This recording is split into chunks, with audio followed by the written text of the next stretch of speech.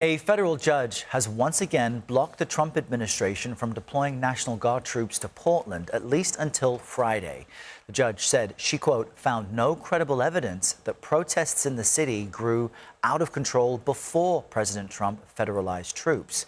CBS News legal reporter Katrina Kaufman is here with me in studio for more on this important case. Good morning, Katrina. How did the judge explain her reasoning for this ruling? And I guess the final decision comes at the end of the week.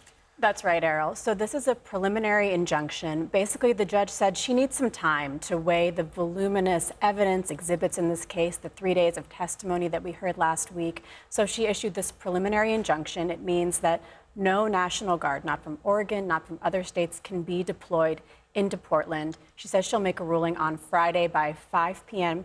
Pacific time. But what she said is she believes it's more likely than not that the plaintiffs will prevail in this case. That is the state of Oregon, the city of Portland. She believes after hearing this evidence that she doesn't think that there was something that amounted to a rebellion going on at the ICE facilities, that they were in fact able to execute the laws there with regular forces, even though over the summer in June there were some violent protests that got a bit out of control, that things have been more calm since then, and anything that's happened, that they've been able to intervene. If the driveway was blocked, they were able to clear it.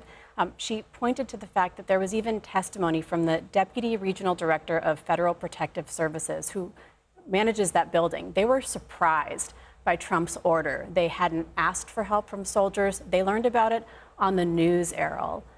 And ultimately, she said that while there were sporadic, isolated instances of violent behavior towards federal officers and property damage to a single building, that it doesn't appear to be backed by an organized group here trying to overthrow the government. So there's this claim that, there's an Antifa movement trying to overthrow the government here. So ultimately, this is a preliminary decision. She's still going to make that ruling on the merits.